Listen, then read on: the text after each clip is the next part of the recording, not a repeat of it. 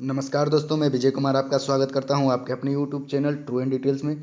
तो दोस्तों, आज के स्पेशल वीडियो में आपका फिर से स्वागत है, जो कि प्रैक्टिस सेट 13 होगा। दोस्तों, इसमें भी 25 महत्वपूर्ण प्रश्न करवाएंगे, जो कि आपके एनटीपीसी और रेलवे ग्रुप डी से संबंधित प्रश्न होंगे और बहुत ही महत्वपूर्ण प्रश्न होंगे दोस्तों।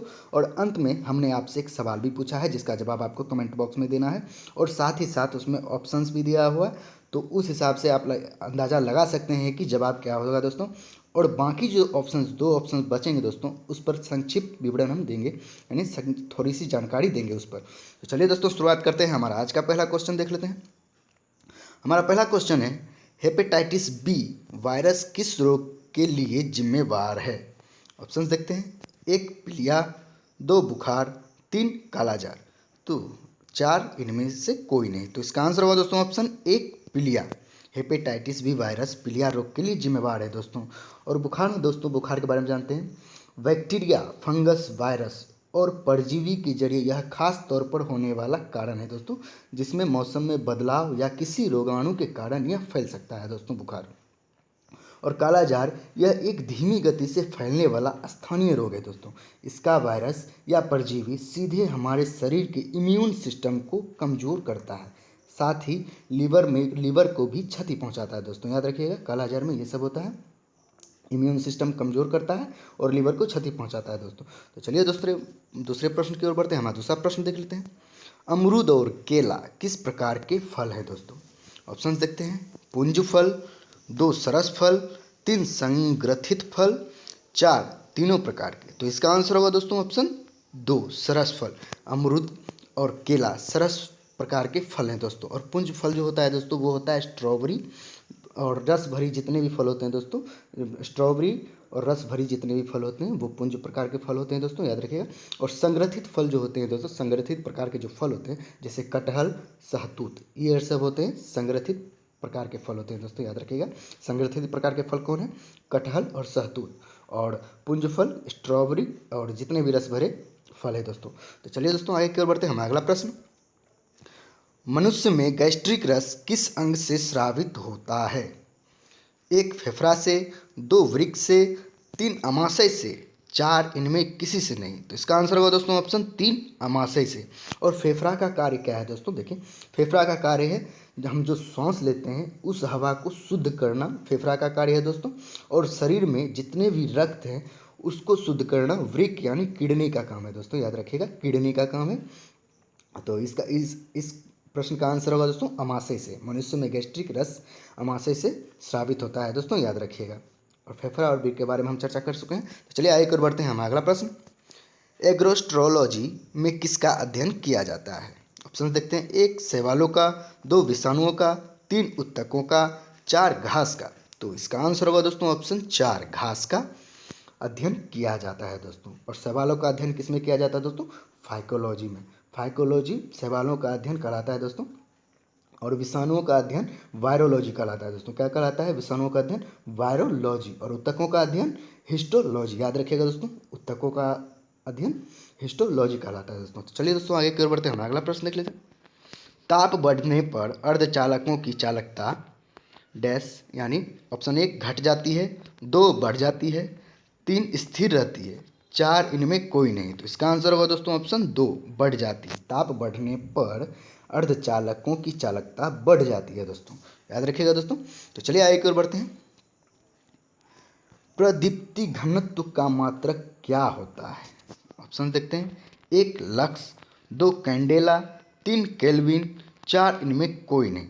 तो इसका आंसर होगा दोस्तों ऑप्शन 1 लक्स। प्रदीप्ति घनत्व का मात्रक है दोस्तों लक्स। और कैंडेला जो है दोस्तों, जो ज्योति तीव्रता का मूल मात्रक है दोस्तों। किसका? ज्योति तीव्रता का मूल मात्रक है कैंडेला। और केल्विन जो है दोस्तों, ताप का मूल मात्रक है दोस्तों, याद रखिएगा दोस्तों, केल्विन किसका है? ताप का मूल मात्रक। तो चलिए आगे की ओर बढ़ते हैं।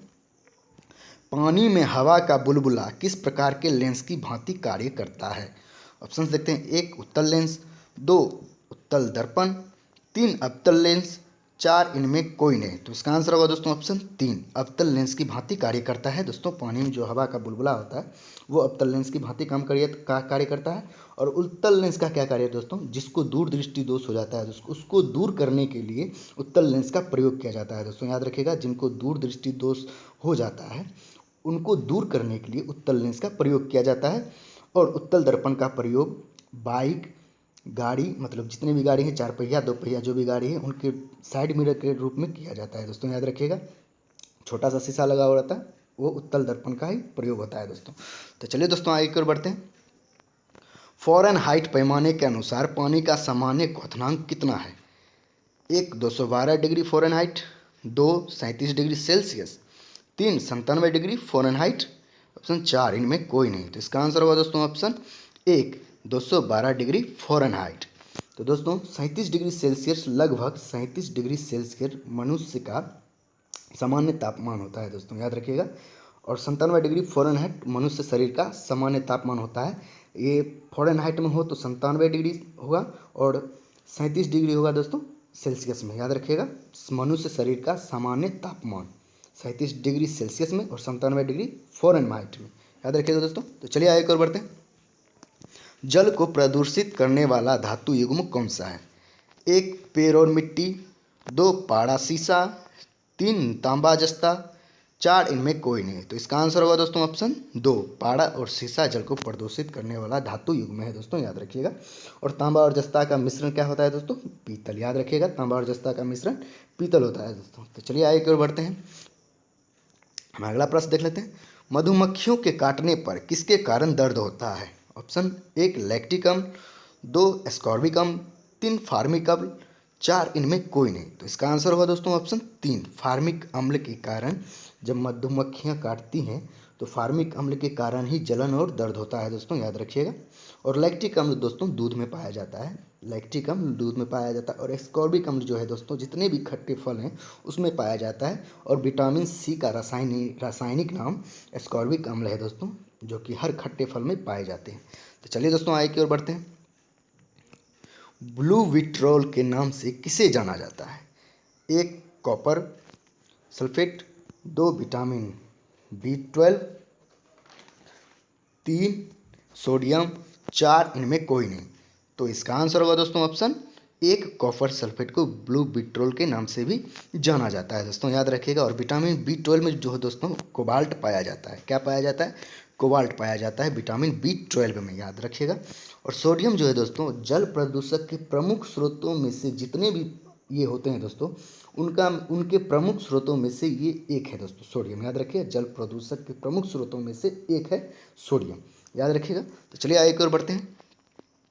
हड्डियों में फॉस्फेट किस रूप में पाया जाता है? 1 कैल्शियम, 2 फॉस्फेट, 3 उपर्युक्त दोनों, 4 इनमें कोई नहीं। तो इसका आंसर होगा दोस्तों ऑप्शन 3 उपर्युक्त दोनों, यानी कैल्शियम और फॉस्फेट के रूप में पाया जाता है दोस्तों, याद रखिएगा हड्डियों में। तो चलिए आगे की ओर बढ़ते हैं। धन निकासी के सिद्धांत का प्रतिपादक कौन थे? 1 दादा भाई Naoroji, 2 MS Swaminathan, 3 Bhagat Singh, 4 Annie Besant. तो इसका आंसर होगा दोस्तों ऑप्शन 1 दादा भाई नौरोजी, याद रखिएगा। धन निकासी के सिद्धांत का प्रतिपादक दादा भाई नौरोजी थे, याद रखिएगा दोस्तों। और MS स्वामीनाथन कौन थे दोस्तों? भारत में हरित क्रांति के जनक इन्हीं को माना जाता है, MS स्वामीनाथन को। और भगत सिंह को दोस्तों क्या कहा जाता है? शहीद आजम भी कहा जाता है भगत सिंह को। और एनी बेसेंट जो तो थे दोस्तों वो कांग्रेस के प्रथम महिला अध्यक्ष थे दोस्तों, याद रखिएगा। कांग्रेस के प्रथम महिला अध्यक्ष थे एनी बेसेंट। और ये विदेशी थी दोस्तों और हिंदुस्तान की नागरिकता ली थी, प्राप्त की थी। तो चलिए आगे और बढ़ते हैं। भुवनेश्वर तथा पुरी के मंदिर किस शैली में निर्मित हैं? 1 द्रविड़ शैली, 2 पगोड़ा शैली, 3 नागर शैली, 4 इनमें कोई नहीं। तो इसका आंसर होगा दोस्तों ऑप्शन 3 नागर शैली में निर्मित है दोस्तों। भुवनेश्वर तथा पुरी के मंदिर नागर शैली में निर्मित है दोस्तों।